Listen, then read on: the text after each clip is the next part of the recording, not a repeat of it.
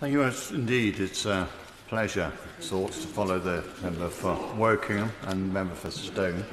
I think on the issue which we're talking about is sovereignty and democracy, it is worth just remembering that obviously the original referendum in 2016 was one person, one vote on one issue. And there was a clear majority at that point to leave. And sometime later, namely 2019, we had another vote. Obviously, we had a general election. And if that was counted on the same basis, one person, one vote, we had 14.5 million people voting for the sort of oven-ready Brexit that was on offer, and 16.5 million for a people's vote or remain. Obviously, that vote was done on a different basis. It was done on a constituency representation basis on a number of issues. And it's clear that what was decided was that we would have a Conservative government with an 80 majority. That's clearly understood. But to try and actually conflate those two issues, I think is wrong. And I will take the intervention just in one moment, but let me finish my sentence. And therefore, I think there still is a compelling case that the oven-ready Brexit that's being sort of railroaded through, that in my view will be a reckless Brexit, will undermine the sovereignty and power and financial credibility and trading credibility of Britain, should go back to the public for a final vote. I'll give way to the honourable member that during the election I remember senior Labour people arguing very passionately that it was fine for a Leave voter to vote Labour, and they weren't all in favour of what the honourable gentleman has just said. So I don't think you can say the Labour vote was definitely a Remain or a second referendum vote in all cases. I think you'll find it was the proposition, and so we're clear on this. I said Remain or public vote on the deal. And the Labour Party position was essentially that the oven-ready Brexit would be bad for Britain in terms of making us more divided, weaker, poorer, more isolated, etc. And that we could put together a better Brexit that protected our jobs through trading alignment, our environment, and our workers' rights through a dynamic alignment of those conditions. It kept us closer, and that would be better. But just ask the honourable gentleman to resume his seat. It's very interesting, but he's not really speaking to the amendments or to this particular clause. It's more a third reading speech. There'll be a long opportunity tomorrow. If he has a speech to make in relation to these amendments, then we look forward to hearing it. Geraint Davis. I do apologise for responding to the speech that's made on the subject I was touching upon by the member for Wokingham, and I won't go on about that anymore. And coming back to the focus, which is the two bits I'm going to talk about, was obviously the clause on sovereignty 38, and indeed number 28, which I was mentioning then, which is about whether we should have a confirmatory referendum. And I was just making the argument, if I may, Mr. Chair, which I'll stop making, that in support of that particular proposal, 28, that there is a legitimate case for a confirmatory referendum on the grounds that most people voted for either Remain or a referendum. And of course, the position of the Labour Party was to have a referendum. But going back to the sovereignty issue, the member for Stone and others have made the point that what they defined as sovereignty was the idea, and I accept this is an idea in the minds of many voters, that if we've got sovereignty, we can have all our decisions made here, and we'll make them and decide everything, and everything will be all right. Now, intuitively, that sounds very sensible. But in practice, is that really going to be what's going to happen? I would contend that this Brexit will reduce sovereignty, and therefore this clause, 38 is misleading. In particular, at the moment we have pooled sovereignty in the EU, where we have, we are one of 28 countries, but we have a proportional vote to our population. And what that means in majority voting, where the honourable member was suggesting things are rammed through and we have got no consultation, they just happen to us. We've got a veto opportunity, even on a majority vote, together with Germany, for example, which is obviously the biggest player, and therefore they're very worried that we're leaving, that they won't be able to exercise, in accordance with us, certain restraints or constraints on the EU. And ultimately what will happen is, if we do have a close trading relationship with the EU, EU, and after all, 44% of our trade goes to the EU. From a Welsh point of view, it's more like 60%. Then we will have to have some level of equivalence, which will mean we'll have to be in accordance with the standards that are decided in a closed room without us in that closed room. So surely that isn't more sovereignty, it's less sovereignty. We'll have to make the decision, do we agree with something that's been decided without us, as opposed to where we could argue and block it with Germany and others? Or I will in a second. Or do we want to be out of the room and deciding whether we accept the rules that are coming over, and if we don't accept them, it might hinder our trade. And that doesn't sound like sovereignty improvement to me. I will give way. Phil, I'd just be pleased if my honourable friend could tell me what definition of sovereignty he's using, because it's completely confusing me. I've just checked, and it's normally, the normal definition is the authority of a state to govern itself.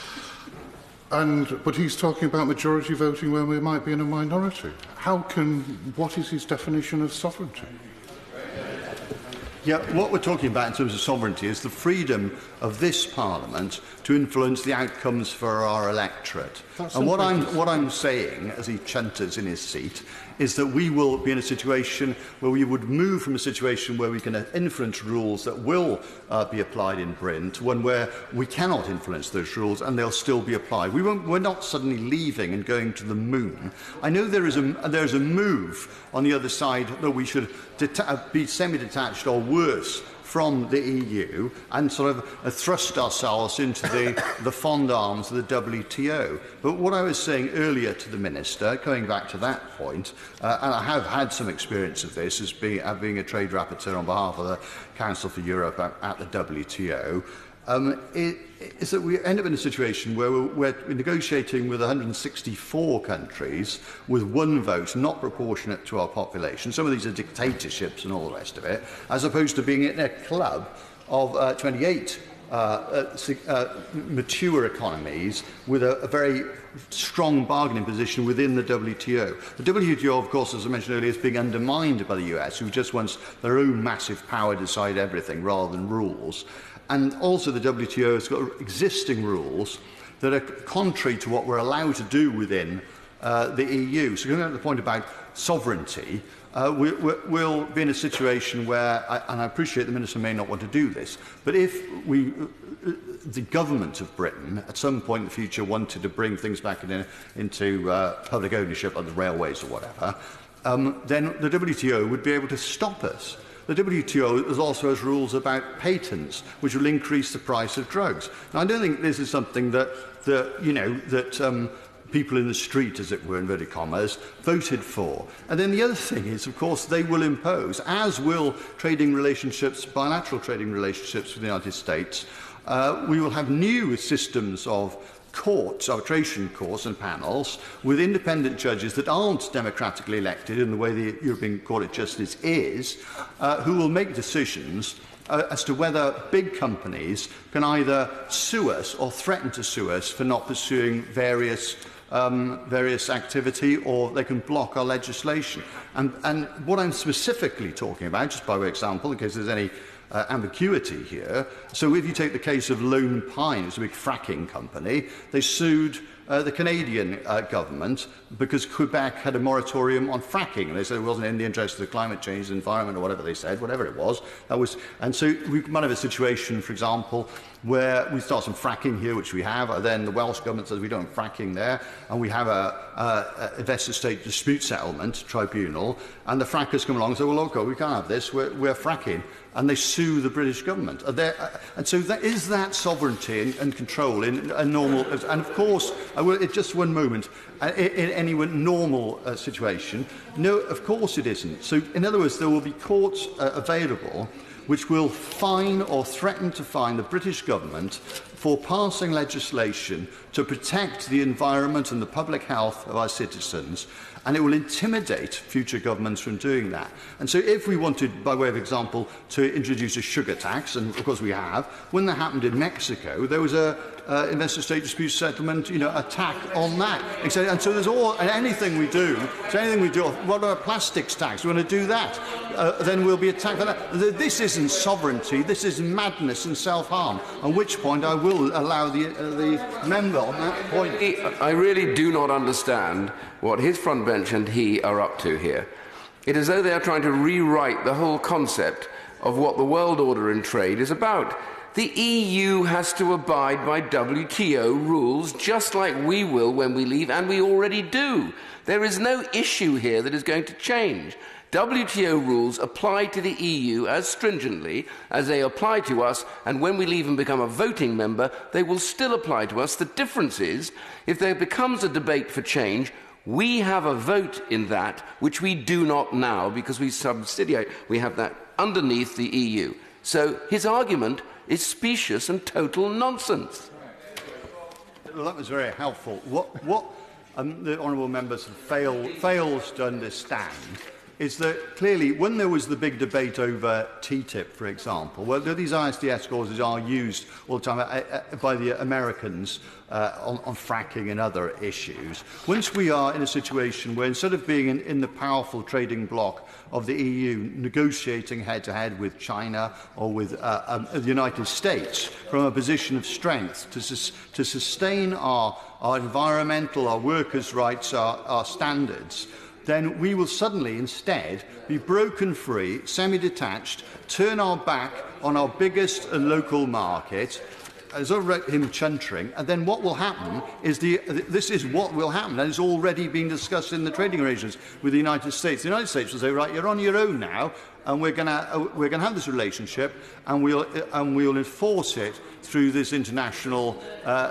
tribunal, and that is what is going to happen. And so what will literally happen, just one moment, and what will literally happen is if you just take a simple protection, REACH, whereby in Europe, if the honourable member was making chemicals, you'd have to prove they were safe before marketing them. In the United States, he would just be able to market those, and the Environmental Protection Organisation, they would have to prove they're harmful, and that's why they sell asbestos in America, and that's why there'd be pressure for us to have asbestos in our brake pads here. That's why there'd be pressure for have hormone-impregnated meat from America imposed on our growing children who will have premature, pubescence and all the rest of it. And I know they think that's sovereignty, but I don't.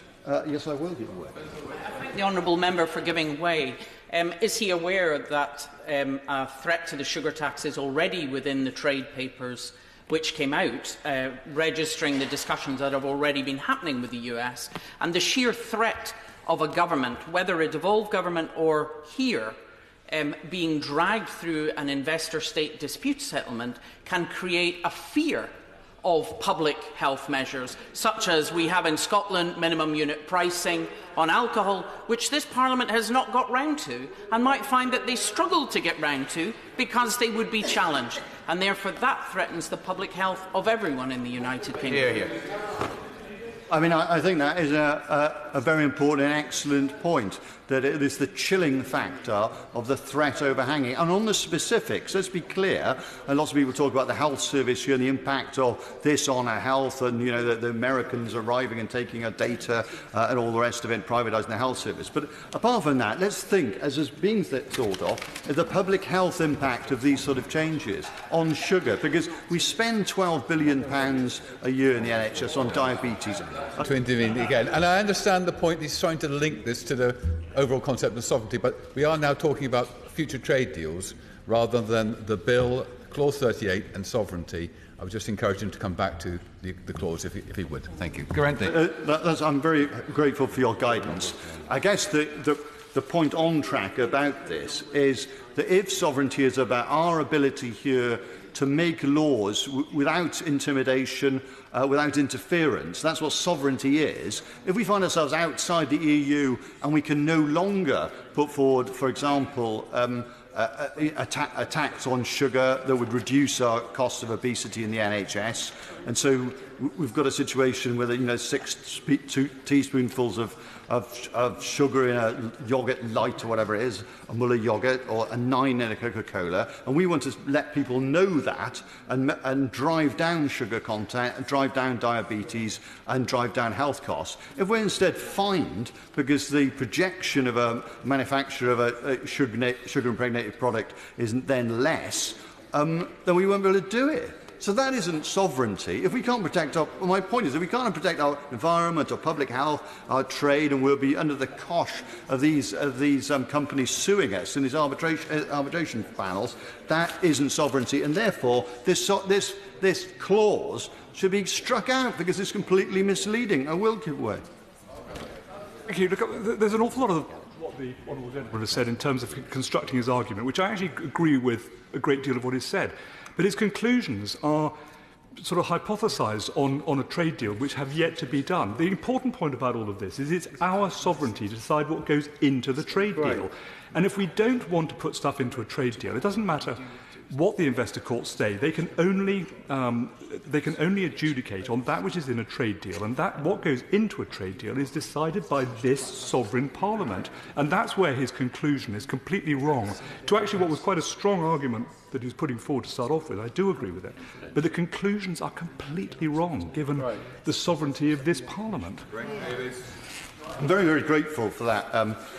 For that intervention if there's any lack of clarity, because what I'm saying here is that at the moment we are in the EU, and obviously we do lots of trade with the EU, 44%, etc., and we do quite a lot of trade out, through the EU and directly with America and elsewhere. So we're in a reasonable position, in my view. If we come out of the EU and we suddenly find we need to make up for lost trade, we'll be under a lot of pressure to do a deal very quickly with the US. Secondly, we'll be in a much weaker position because we'll be standing alone in a weak position. They're a big player and they know it. And therefore, they will try and get what they want. And as has been pointed out on the sugar example and there's fracking examples and other examples, they will do this. And what's more, they have got these powers, ISDS, that's the State Dispute Settlements, that's part of their normal bilateral trading agreements, and that is already recorded in the trading relations. And the idea, his idea, which I respect, that we could in theory say, no, we don't want this, we won't go ahead with that, and we could decide that there. Yes, we could decide that there, but it would be a huge economic cost, and there'd be enormous pressure to, and we've got to get all these other trade deals done as well, to agree. And in terms of the assumption that's been made that we can just carry on as before with all the other bilateral trading agreements with small countries, say Chile, I'm doing this arbitrarily, if you were Chile, Mr. Chair, then you would sort of think, hold on, I'm negotiating now, instead of with a big EU, with a relatively smaller UK, and so I want a better deal. So therefore our sovereignty in terms of our power to deliver what our electorate wants is reduced. And therefore, intrinsically, I feel our sovereignty is being intrinsically undermined rather than enhanced, contrary to what's been spun out here. Yes, I will. The member speaks of trade as all one way. Of course, one of Germany's biggest trading partner is the United Kingdom. Do you think that they want to go down the road that the member's saying? Germans will want to make sure that they continue to have good trade relationships with the United Kingdom, no matter where Britain is when it comes to its position within or outside of the EU. Yeah, no, that's very, very helpful. And that is a key point that's being made. And let's get that one clear, because something like 44% of our trade goes to the EU. So it's enormously important to us, our trade. But in terms of the EU overall, about less than 5% of their trade comes to the UK. So in terms of the balance of power, and within that, it is the case that two of the countries, Netherlands and Germany, have got a significant trade surplus with the UK, and the others don't. So and what the EU wants to do, quite reasonably, as a bloc, is to protect its standards, its environment, its workers' rights, and not be undercut. And already we've seen, in terms of we will have to, on the environment, in terms of sovereignty, we want a better environment. But the government's already deciding to we'll be withdrawing from the carbon trading situation. We will have our own carbon tax. But in fact, my understanding now is that the proposals for the government is that in terms of the carbon emissions tax will be charging me £16, and the EU emissions tax is £25 a tonne. In other words, we're already becoming the sort of pollution dumping ground. And the more we diverge negatively away from the EU, the less we'll be able to trade, and the more we'll be in the hands of whether it's the US or the Chinese or whatever. And that isn't sovereignty. That's just being in the hands of others. So on your guidance, Mr. Chair, I think I've made my point that in terms of we will be poorer and weaker and more divided. This isn't about sovereignty. This is about the abdication of sovereignty, and I deeply regret it. Right. Robert Courts.